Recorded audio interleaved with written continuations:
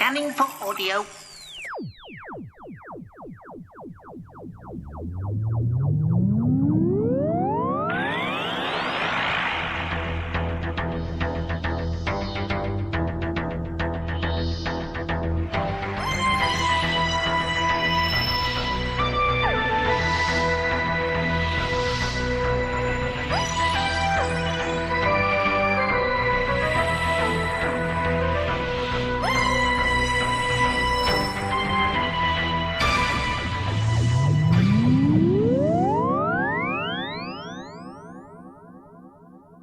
Welcome to a Tin Dog podcast, talking about Smith Year 3, Story Number 1, Asylum of the Daleks. Here I am! Save us.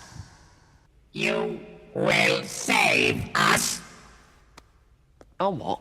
You will save the Daleks. Save the Daleks. Save the Daleks. Save the Daleks. Wow. This is new. I was tired when I watched Asylum of the Daleks. Perhaps that's it. Maybe. I'd been up since 5, but that's not really a problem. I'd been all the way to Derby and back again. I'd had an incredibly good day at Hooverville. Yes, I'd been excited by it. Some of the people in the podcasting room had seen Asylum of the Daleks and weren't talking about it, God bless them. So maybe I was just old. But for the first time in my entire 40 years, I fell asleep while watching a brand new Doctor Who. Falling asleep while watching Doctor Who is not really a problem, if you've seen the story. To be honest, you shove a John Pertwee in, you let it wash over you, and take away your horrible day, and let you off to sleep. Not quite the case when it's a brand new story, is it? Yes, it's been a long day. Oh, I'm sorry, this sort of thing doesn't normally happen to me. They sound like, well, excuses for something else, shall we say? In saying that, perhaps the story just didn't grab me. It didn't enrapture me. Is that a harsh thing to say? I suppose it could be. Also, well, let's talk about the BBC previews for a moment. Asylum of the Daleks had been on in New York in a theatre.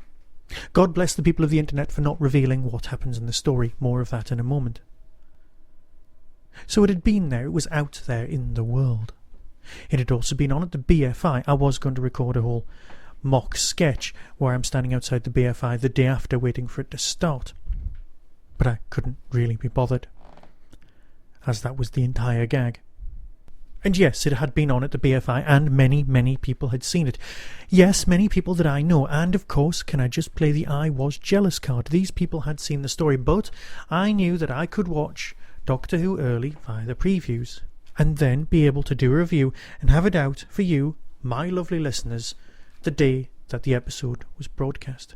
I contacted the BBC, and they said I couldn't have the preview discs. Well, that's fine, because it was limited just to the press.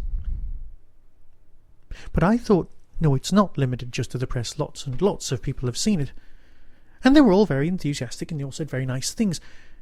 Am I just behaving like a spoilt brat because, well, I had to wait like everyone else to watch it? I guess so. And so, after getting up at 5, going to Hooverville, coming back, spending some time with my family, and basically just unwinding, it was almost 10 p.m. before I got round to watching the story. Nodding slightly off. So I'll put my hand up and say I've seen it since. It was very, very good. I had avoided the internet. I'd avoided reading the articles in SFX. I'd avoided most things. I knew the Daleks were back, given the title. And I was aware of the whole Doctor trying to keep his head down apparent storyline. I am also aware that Jenna-Louise Coleman is the new companion. Again, more of that in a minute. You see, I'm in the UK, and I used to watch Emmerdale, so I kind of know what she looks like, and I kind of know what she sounds like. Yes, I'd seen a trailer and gone, oh, somebody shouts Doctor, and no, it can't be, that's ridiculous, because she's using the same voice she used in Emmerdale, and I did watch that far, far too much.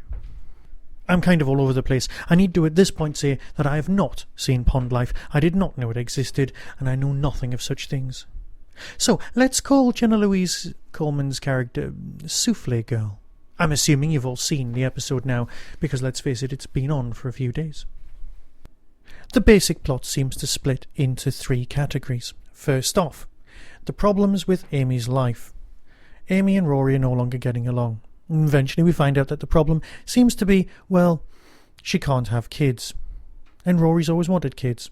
At which point I was sat there, watching it, going, well, they've got a kid. They've got a daughter. She's called River Song. Has she forgotten she's got a daughter? No, it's what they did to her at Demon's Run, so therefore she knows she has a daughter. So saying she can't have a child is a bit silly when she's already got a child. Are you with me? Problem number 2. The Daleks. Yes, we're told that all the Daleks that have ever been in it are going to be back. Now, the universe was reset, I get that, which means Skaro could come back from its destruction 20 years ago at the hands of Sylvester McCoy's Doctor. Does that mean that everything happened in the original Doctor Who doesn't happen, or is this at some point before that destruction, or does nobody care except me? I suspect it might be the last one. Yep, I genuinely suspect it might be the last one. So all of these Daleks appear. Now, at one point towards the end, I really am all over the place, I'm just having a rant. The Doctor ends up in a place of the Daleks who've had some experience of the Doctor. Note, Jenna-Louise Coleman Dalek, Souffle Girl Dalek, Souffle Dalek, is inside this same section. Is that why she was singled out to be turned into a Dalek in the fashion she was? That she knows the Doctor. We'll come back to that very probably much later on, probably after Christmas, I would say. Now, also noteworthy on that one is the Doctor never ever gets to see Jenna-Louise Coleman. So, hang on, no, that theory can wait for a minute. Just bear with it. Shall I discuss that now? Okay, right. On the face of it, you've got a River Mark II storyline. You've got someone who you're seeing die in their very first story.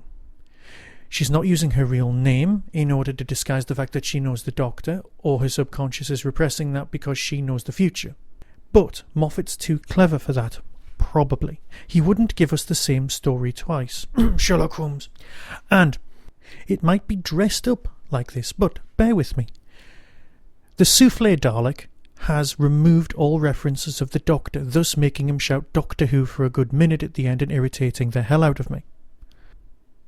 If he tries to save her from her fate on board this ship and becoming the Souffle Dalek, the only things that will change are the Asylum will not be destroyed and will no longer be under threat.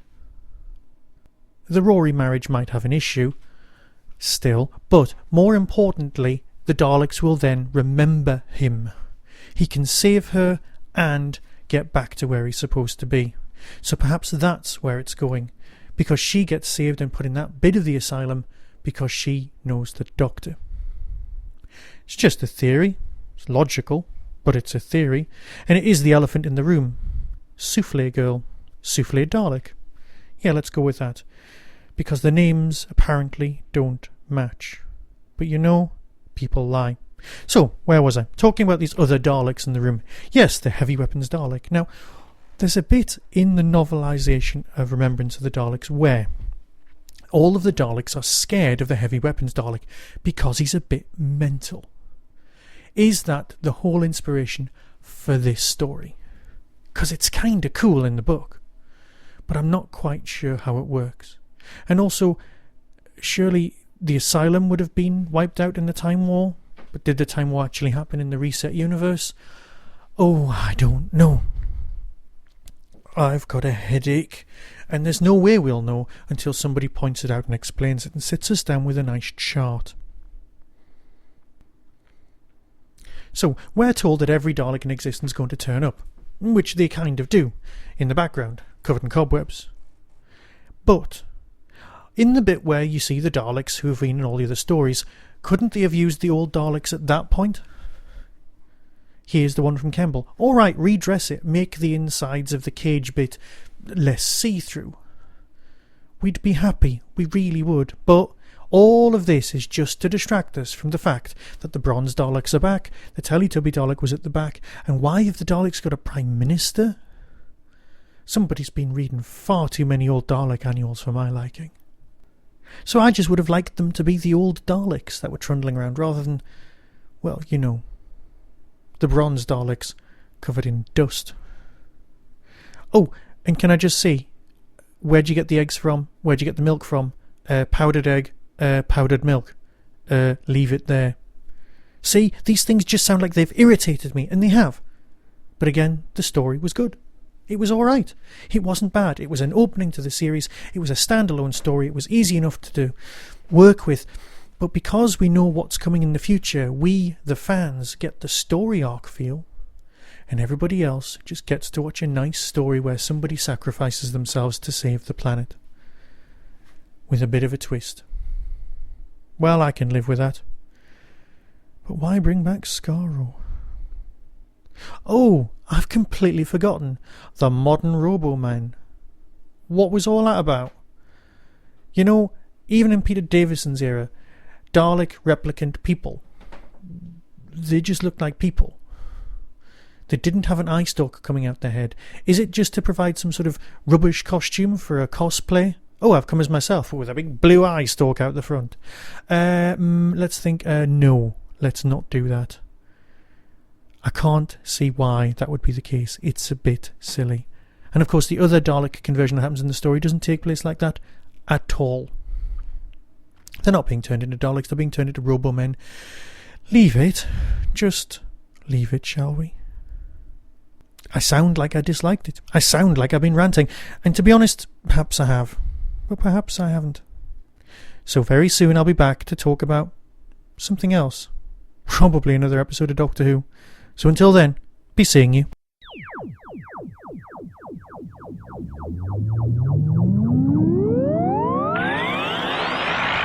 You have been listening to the Tin Dog Podcast. Doctor Who and its associated shows are copyright of the BBC. No infringement is intended. To contact the show, email tin-dog@hotmail.co.uk. To order or simply find out more about the book Whostrology, the Time Traveller's Almanac, visit whostrology.com. The Tin Dog Podcast is a founder member of the Doctor Who Podcast Alliance.